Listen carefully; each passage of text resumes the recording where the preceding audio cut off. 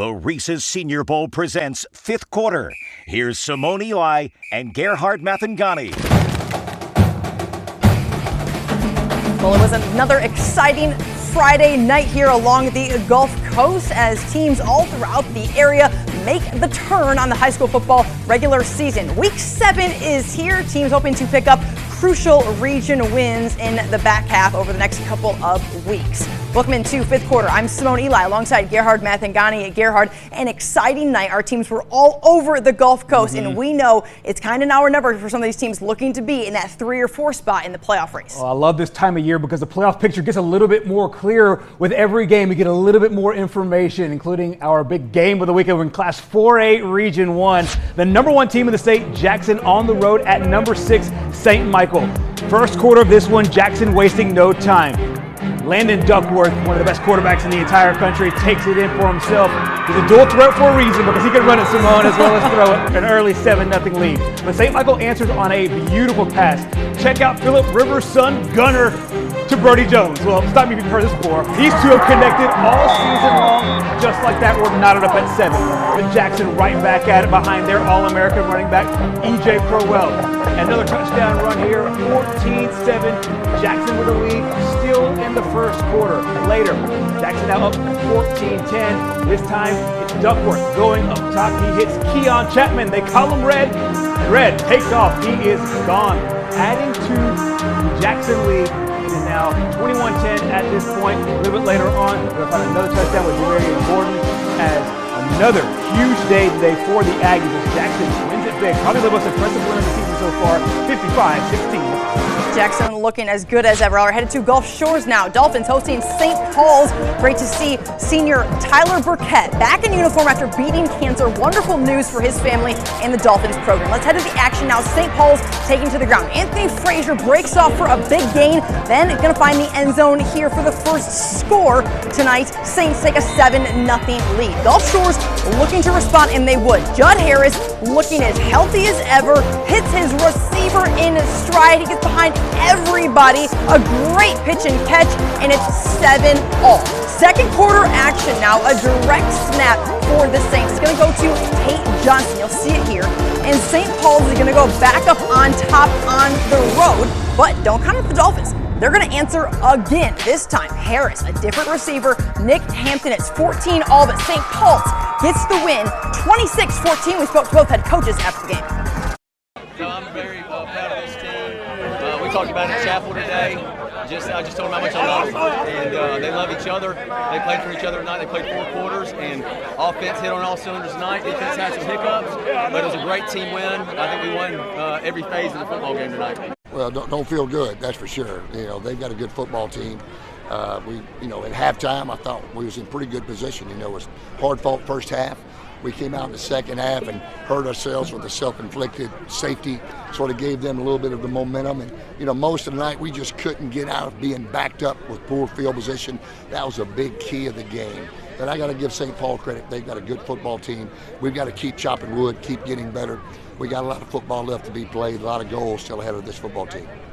Up next, on to Class 5A now. UMS Wright Citronelle. It's a big game in this region. Citronelle's defense playing very well early on. This is Kalen McCovery with the interception and a great return here that would set up Citronelle's first touchdown of the game as the Wildcats get on the board first, an early 7-0 lead. A little bit later on, more from the Wildcats defense.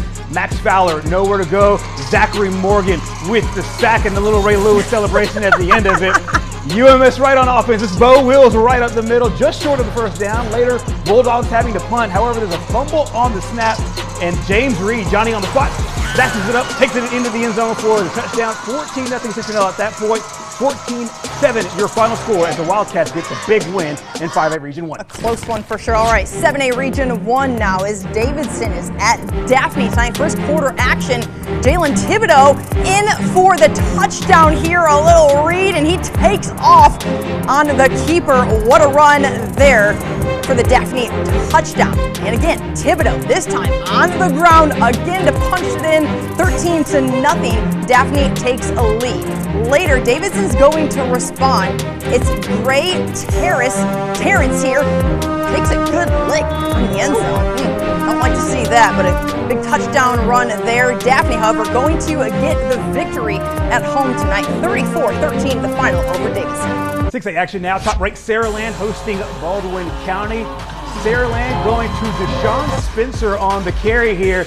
He takes it in for a touchdown. Anybody that's watched Alabama football recently, you know that Ryan Williams likes to take his mouthpiece out before he gets into the end zone. Well, Deshaun Spencer does the exact same thing. He's wearing number 1. Why not? You've got to do it for number 1. 7 points on the board for Saraland early on. A little bit later on is Jamison Roberts replacing KJ Lacey at quarterback and doing a fine job. Going back to Spencer, another touchdown on the board for the Spartans, and then Stan St. McWilliams been doing it all year, sneaks into the end zone for another score. Saraland wins it big, 55-7, your final score. Great stuff there. Hoping to see KJ Lacey back in action here soon. All right, out to Cottage Hill now. Warriors hosting number 1 TR Miller. Pre-game prayer you see here for Ken Lett, Tigers player who suffered a broken neck last week. Mess is doing better. We are grateful to see that news. So the action now, TR Miller's Nate Commander hits Eli Hubbard here to extend TR Miller's lead in the first quarter. Then on the ground, it's Quavion McCants in for the touchdown run, as TR Miller is in control on this one. Later, Shamar Tootle goes deep to Thomas. That would set Cottage Hill up near the goal line. Shadarius Tootle, the Auburn commit, going to finish it off for the touchdown. TR Miller, though, gets the win, 48-7. Staying impressive there are the Tigers. Next up, Class 7A, Foley at Fairhope. Excited crowd for this good one. Damian Johnson, number 5 right here on the touchdown run for the Pirates. An early 7-0 lead for Fairhope. But Foley would get on the football, or get it on the scoreboard later on. This is Nelson Thompson hitting Rylan Pedalino into the end zone for a touchdown. It's a game-time score, all knotted up at 7. However, the ensuing kickoff, you got to play well on all 3 phases of the game, Simone. Offense, defense, and special teams.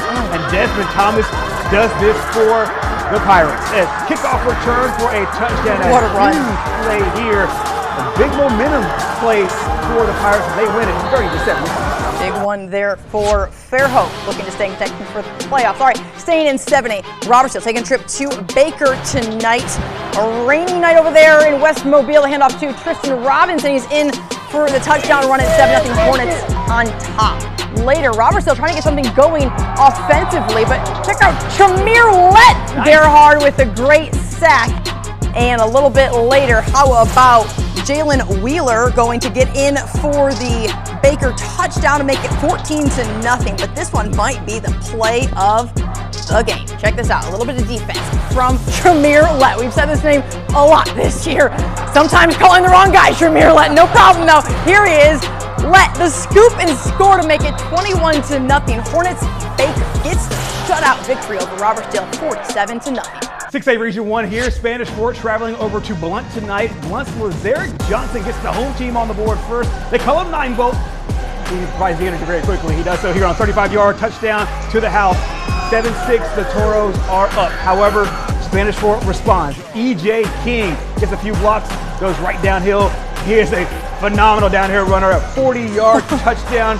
Gets into pay dirt, stretching their lead 14-6 now. Then just before the break, Aiden Schamberger, he's been great all season long for the Toros. Once again, one of his best moves, Simone, is putting that ball up top, and he does so here. Hits Nemo Hickson.